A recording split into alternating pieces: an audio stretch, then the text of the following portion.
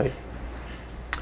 Olá a todos e todas, meu nome é João Vinícius, eu sou psicólogo, sou sanitarista, eu tenho percurso no campo da saúde mental aqui no município do Rio de Janeiro, no campo da saúde pública também.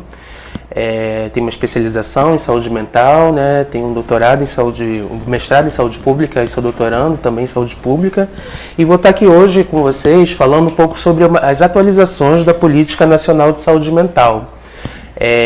A pretensão é que seja uma aula que a gente faça um apanhado mesmo, né?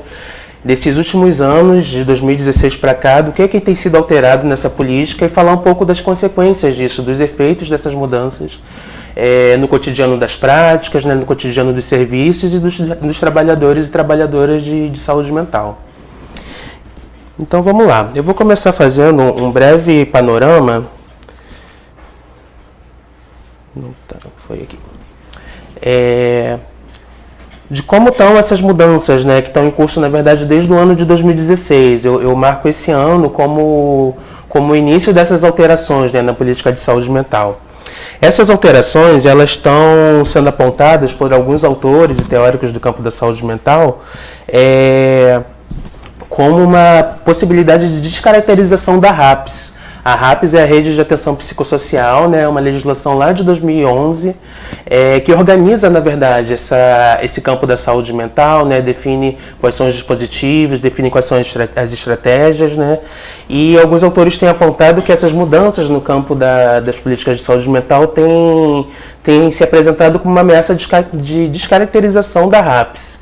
Como essa descaracterização está se dando, assim? Primeiro, pela desconsideração dos avanços técnicos científicos do campo da reforma psiquiátrica no Brasil. A reforma psiquiátrica no Brasil, ela já tem mais de 30 anos, né? É um processo social bastante amplo e uma das dimensões desse processo é justamente o campo técnico-assistencial. Ao longo da reforma psiquiátrica foi se produzindo tecnologias de cuidado, né? Seja através do serviço, dos CAPs, né, dos serviços substitutivos, seja através também de uma vasta produção científica, né, uma produção teórica também que foi consolidando ao longo desses anos, e a gente percebe que essas mudanças das políticas de saúde mental, elas não consideram todo esse saber acumulado e produzido pelo processo de reforma psiquiátrica, né? O que a gente assiste também na mudança dessas políticas é uma ênfase na atenção hospitalar, que vai na contramão também da perspectiva da reforma psiquiátrica no país, né? Essa ênfase na atenção hospitalar, ela também vem acompanhada de uma mudança de financiamento, né, para serviços que têm um caráter mais hospitalar, né? Uma ênfase no financiamento público também das comunidades terapêuticas, que são instituições que têm características asilares, né? E a gente vê também a adoção de uma perspectiva conservadora no campo do álcool e outras drogas, né? A gente vai abordar isso um pouco mais à frente, mas isso é uma mudança importante também nesse campo, que deixa de ser vinculado ao campo da saúde, né, à esfera da saúde, e passa a ser vinculado à esfera da justiça. Isso também traz consequências, né, para o campo das práticas e para o campo do cuidado. E aí, diante dessas mudanças, alguns autores e teóricos têm denominado esse processo como uma contra-reforma psiquiátrica, né, apontando realmente que a reforma psiquiátrica ela fica ameaçada diante desse cenário que começa a se apresentar. Então vamos já começar a falar um pouco da legislação, começar fazendo um resgate da Lei 10.216, um breve resgate. Essa lei, ela inclusive tem um vídeo específico sobre ela no canal aqui do Estudo Dirigido Psi, no YouTube, né? Vale a pena dar uma olhada nesse vídeo, que é um vídeo que faz uma análise ponto a ponto dessa lei. Aqui eu só vou trazer alguns elementos mais centrais dela, né? Essa lei, a 10.216, ela é conhecida como a Lei da Reforma Psiquiátrica, né? Uma lei que tem uma importância muito grande no campo da saúde mental aqui no nosso país. Ela dispôs sobre a proteção e os direitos das pessoas portadoras de transtornos mentais. E ela redireciona o modelo assistencial e saúde mental. Essa lei, a 10.216, ela é oriunda de um projeto de lei de 1989, né? Para a gente ver, essa lei é de 2001 a 2216, esse projeto de lei é de 89, de 12 anos antes, né? Que é o projeto 3657. Para a gente ver o tempo que essa lei ficou tramitando, né? O tempo que ela demorou para ser de fato implementada, né? Esse projeto original, 3657, ele preconizava a extinção progressiva dos manicômios e a sua substituição por outros recursos assistenciais. Já a Lei 10.216, ela é mais branda em relação a esse projeto original, né? Fruto também desses 12 anos que ela ficou tramitando, nesse período ela foi bastante discutida na sociedade, né? Com os movimentos sociais que compõem o campo da saúde mental, né? Com usuários, com profissionais, com familiares, e ela acabou chegando nesse formato da Lei 10.216. Então, ela vai preconizar uma reorientação da assistência e saúde mental para os serviços comunitários, né? Então tem uma mudança de ênfase da assistência hospitalar, que é o que a gente via, né, ao longo da história da saúde mental na década de 70, 80, né? Até na década de 90 também, que já começa a ter alguns outros serviços, mas ainda majoritariamente a assistência de saúde mental é hospitalar. E com a Lei 10.216 a gente vê uma reorientação dessa política para os serviços substitutivos comunitários, né? Essa lei também ela vai preconizar que a internação, em qualquer uma das suas modalidades, internação psiquiátrica, na internação em saúde mental, ela só vai ser indicada quando os recursos extra-hospitalares se mostrarem insuficientes. Então, a internação ela passa a ser o último recurso, né? Só quando todos os outros recursos se mostrarem esgotados ou insuficientes, né? O atendimento nos CAPs, nos ambulatórios, né? Nos serviços que compõem a rede substitutiva de saúde mental, se mostrarem insuficientes, é que a internação vai ser indicada. E a Lei 10.216 ela vai estabelecer parâmetros para essas internações, né? Ela vai proibir, por exemplo, a internação de pessoas, de pacientes portadores de transtornos mentais em instituições com características asilares. Instituições com características asilares a gente tem, é só recorrer à nossa história para a gente lembrar o que é, né? São aquelas instituições que a gente chama de instituições totais, né? Usando até um termo de alguns teóricos como Goffman, né? Que são instituições que produzem muito mais adoecimento do que saúde, né? Se pautam numa lógica de exclusão, né? De cerceamento da autonomia, da liberdade do sujeito, né? De uma medicalização acentuada, enfim, é o que marca, na verdade, o percurso da saúde mental, não só aqui no Brasil, mas em muitos países também, né? Essa lógica que a gente chama de uma lógica manicomial.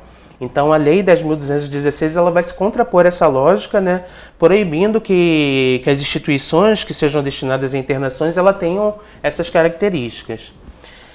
Um dos meios que a Lei 10.216 vai fazer isso vai ser definindo modalidades de internações, com vistas a assegurar os direitos dos pacientes portadores de transtornos mentais. Então, a Lei 10.216, só falando brevemente, ela vai definir sobre internações voluntárias, involuntárias, né? Vai estabelecer parâmetros também para esses tipos de internações. E aí, já falando também sobre uma outra legislação importante do campo da saúde mental aqui no nosso país, né? Já dando um salto aí de 10 anos, que é a Portaria 3088 de 2011, que ficou conhecida como a Portaria da RAPS. Essa portaria ela vai instituir a rede de atenção psicossocial, que a gente conhece como RAPS, né? A gente usa essa sigla. Essa rede ela vai ser voltada para pessoas com sofrimento ou transtorno mental e com necessidades decorrentes do uso de crack, álcool e outras drogas, no âmbito do Sistema Único de Saúde. Essa lei, ela vai possibilitar essa portaria, na verdade, né? Ela vai possibilitar uma nova dimensão ao conjunto das ações de saúde mental no SUS, em importante diálogo com a atenção básica.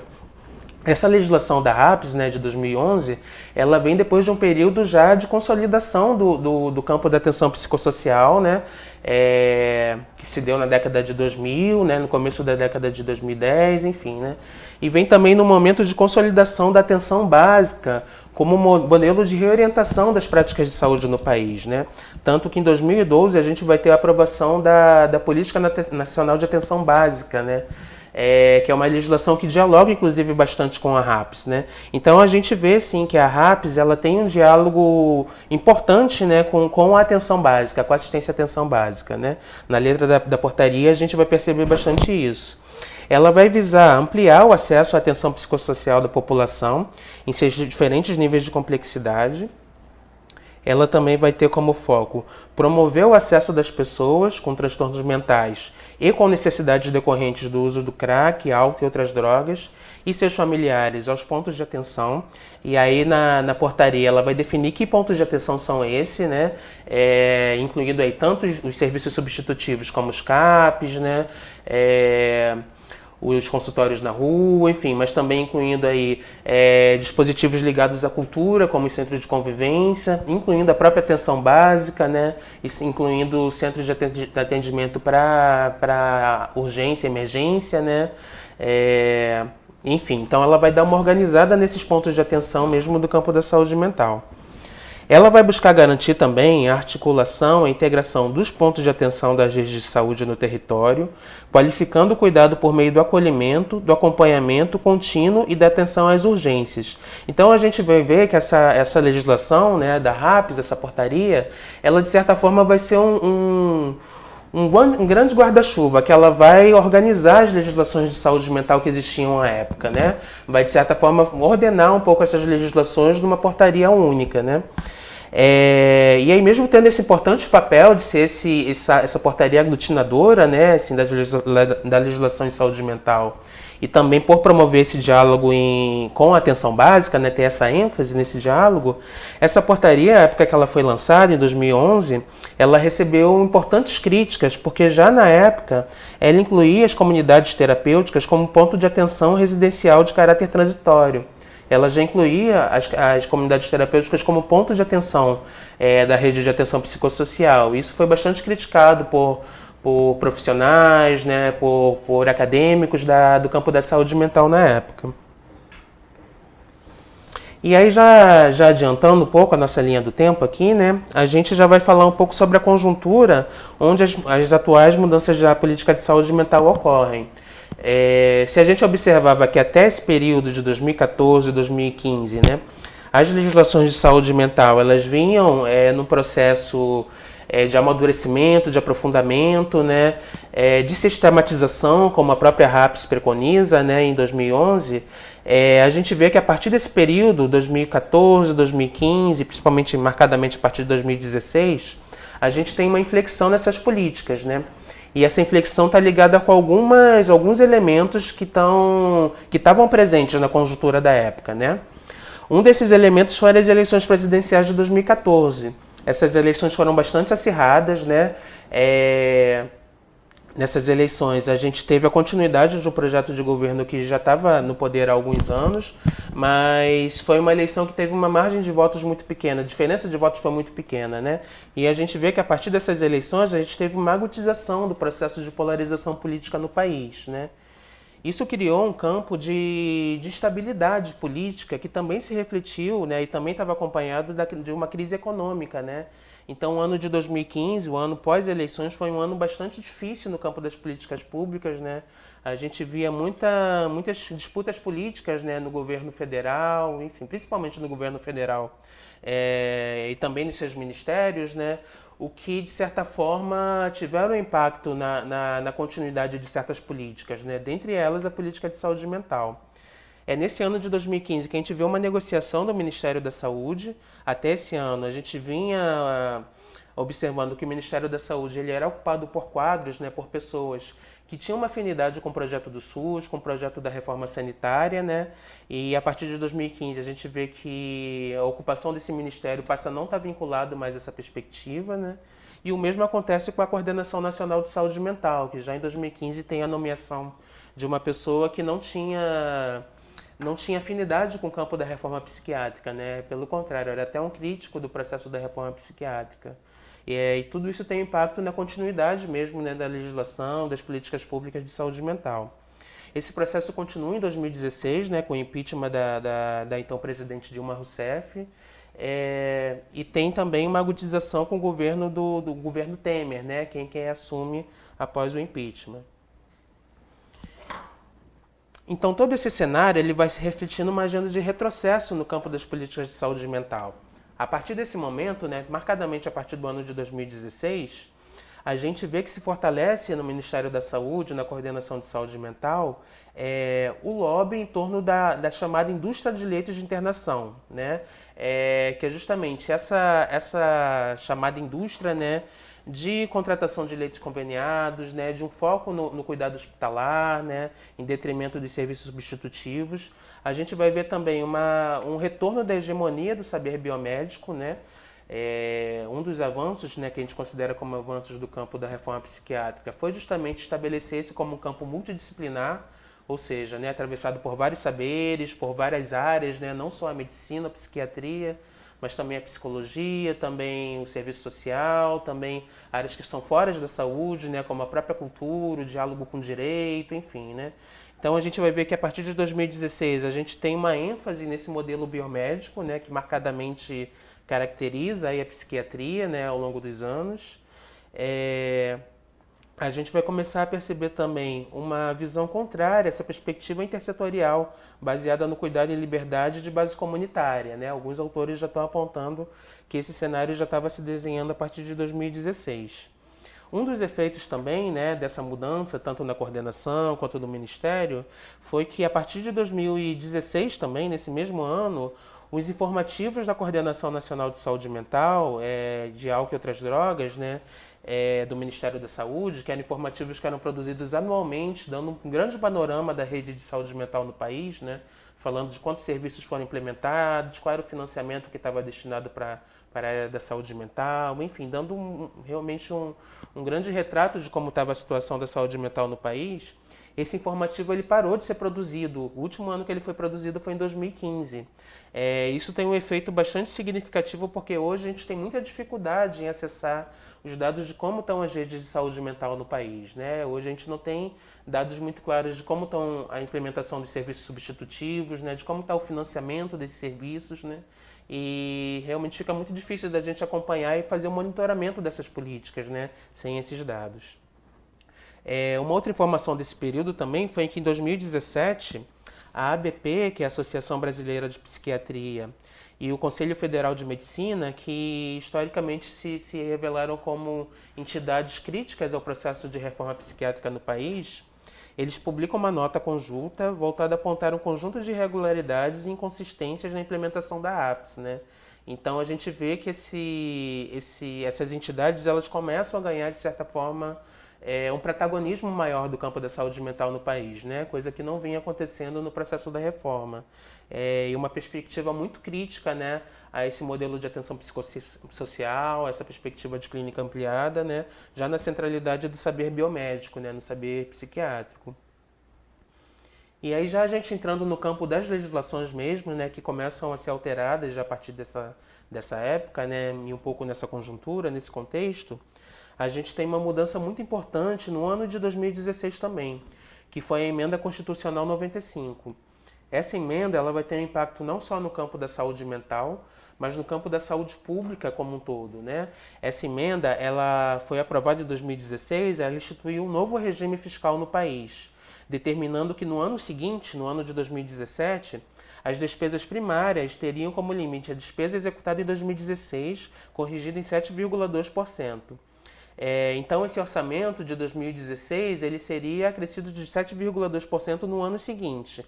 E a partir de 2018, né, nos anos para frente, vigoraria o limite do exercício anterior, né, o orçamento do ano anterior, atualizado mediante a inflação. Então, o que a gente vê isso? Na prática, essa emenda constitucional 95, ela vai congelar as despesas primárias reduzindo-as em relação ao PIB, né, ao Produto Interno Bruto do país, por 20 anos. Essa emenda constitucional ela vai vigorar por 20 anos, né? E qual é o efeito disso na prática, né? Que a partir dessa emenda tem uma redução significativa no orçamento da saúde, né? O crescimento do país ele deixa de ser um parâmetro para o piso da saúde, para o piso financeiro, né? Para o financiamento da saúde. E a correção da inflação ela não vai contemplar o crescimento populacional, os índices de longevidade, sua epidemiologia, os custos dos insumos, os materiais, medicamentos, né, as tecnologias de saúde, dentre outros custos, né, dentre outros custos que a saúde tem. Então, só para a gente ter uma ideia do impacto dessa emenda constitucional, só nesse ano que a gente está agora, em 2019, há uma estimativa de perda de 9,5 bilhões em termos de financiamento para a saúde, para o SUS, né? E isso vai continuar nos próximos anos, né? Como eu disse, essa emenda ela vai vigorar por 20 anos. Ela foi aprovada em 2016, então até 2036 a gente vai estar sob efeito dela. E aí, já falando especificamente sobre a questão da política de saúde mental, a gente começa a observar que em 2017 tem uma agudização do processo de transformação dessa política, né? Isso fica muito evidente no mês de dezembro de 2017, quando numa reunião da Comissão Intergestora Tripartite, vou falar um pouquinho à frente o que é essa comissão, foi aprovada a nova política de saúde mental. Essa política ela tem como característica a centralidade, novamente, né, a centralidade nos hospitais psiquiátricos e a ampliação do financiamento das comunidades terapêuticas. Só falar um pouco o que é essa comissão intergestora, né, a CIT. A CIT ela se constitui como um fórum permanente de negociação, articulação e decisão entre os gestores nacionais, estaduais e municipais, né, entre gestores da saúde, dessas três esferas, né? E é nela que são construídos pactos nacionais, estaduais e regionais no Sistema Único de Saúde. Então, ela é uma comissão que tem um poder deliberativo, né? E tem influência sobre essas três esferas do governo, né? A esfera local, a esfera estadual e a esfera nacional. Então, em 2017 é aprovada essa proposta de reforma reforma da política de saúde mental, né, numa reunião dessa comissão. Essa reunião ela foi bastante polêmica, inclusive porque ela ocorreu de uma maneira que não considerou o controle social, né? O Conselho Nacional de Saúde estava nessa reunião e não teve acesso à fala, enfim, né? Então a gente vê que teve um processo aí de aprovação dessa política sem um debate com a sociedade, né? Sem um debate mais amplo com o controle social, né? Que é uma preconização do nosso sistema de saúde. E realmente foi um processo que a gente pode dizer que não teve uma marca democrática, né? Ele foi um processo centralizador, né? Foi um processo que ocorreu de uma forma muito vertical, né? E ainda no mês de dezembro são publicadas já algumas resoluções que vão começar a implementar essa nova política, né? É publicada a Resolução 32, que eu vou falar um pouquinho mais à frente dela, e a Portaria 3588, que vão oficializar medidas que vão começar a desconfigurar a RAPS, né? Rede de Atenção Psicossocial. Em conjunto com o Ministério do Trabalho, o Ministério do Desenvolvimento Social e o Ministério da Justiça, o Ministério da Saúde também vai publicar a Portaria Interministerial número 2, que ela vai preconizar já um redesenho das políticas de drogas baseadas no financiamento e na ampliação das comunidades terapêuticas. Esse dado é interessante, essa portaria interministerial, porque a gente vê que além da saúde já começam a entrar também outros ministérios, né, que vão começar também a se debruçar sobre a questão do álcool e outras drogas. A gente vê aqui a questão do Ministério do Desenvolvimento Social, o Ministério da Justiça, né, também vai estar junto. Então a gente começa a ver já o movimento do campo da álcool e outras drogas já não ficar só na esfera da saúde, né, já começar também a ser na verdade, dialogado enfim, também constar na pauta de outros ministérios, né? Isso também vai ter efeitos, como eu vou falar um pouquinho mais à frente. Só fazer um comentário sobre essa questão da nova política, assim, diferente da RAPS, né, aquela legislação que eu falei lá no início de 2011, que faz um grande apanhado, faz um grande guarda-chuva das políticas de saúde mental, né, de certa forma faz uma sistematização dessas políticas e uma certa organização. Essa nova política de saúde mental, a gente vê que uma característica dela é que ela é muito pulverizada. Ela está sendo implementada por uma série de portarias, por uma série de resoluções que estão sendo publicadas de uma forma muito pontual, uma forma muito fragmentada, né? Isso também tem efeitos na forma como a gente acompanha essas políticas, né? Essas políticas muitas vezes elas são mais difíceis de serem analisadas, de serem monitoradas, justamente por essa pulverização. A gente tem que acessar uma série de portarias, de resoluções, para conseguir ter um desenho exatamente de para onde essa política está caminhando, né? E aí começar a falar especificamente das resoluções, né, que têm sido publicadas, resoluções e portarias têm sido publicadas desde então. A primeira delas é essa resolução da Comissão Intergestora Tripartite de 2017, a resolução número 32. Ela vai estabelecer as diretrizes para o fortalecimento da rede de atenção psicossocial. Eu pontuei aqui alguns artigos que chamaram atenção, que chamam atenção nessa resolução, né? Um deles é o artigo 7, onde está descrito que essa resolução ela vai aprovar a criação de nova modalidade de centro de atenção psicossocial de álcool e outras drogas, tipo 4, com funcionamento 24 horas, prestando assistência de urgência e emergência para ofertar linhas de cuidado em situações de cenas de uso de drogas, especialmente o crack, as chamadas cracolândias, de forma multiprofissional e intersetorial. Nessa mesma portaria, né, na portaria 32 de 2017, no artigo 9, ela vai falar da ampliação de leitos hospitalares, né? Esses leitos qualificados para atenção a pessoas com transtornos mentais ou com necessidade decorrente de uso de crack e outras drogas. Essa portaria também ela vai reajustar o valor de diárias para internação em hospitais especializados de forma escalonada em relação aos atuais níveis, conforme o porte do hospital. E ela vai preconizar também o fortalecimento da parceria e o apoio intersetorial, né, do Ministério da Saúde, da Justiça, do Desenvolvimento com as comunidades terapêuticas. Então a gente vê que é uma portaria, que é uma resolução que ela toca em pontos muito centrais da reforma psiquiátrica da legislação que estava colocada anteriormente, né? Que preconizava já uma ênfase no cuidado territorial, né? Principalmente da ampliação da rede de serviços de CAPs, né? E rede de serviços substitutivos, né? A gente já vai começar a ver uma mudança de ênfase aqui para o cuidado muito mais focado no hospital, né? Nas comunidades terapêuticas, né? Na internação, o que vai produzir realmente uma inflexão importante no campo das políticas de saúde mental.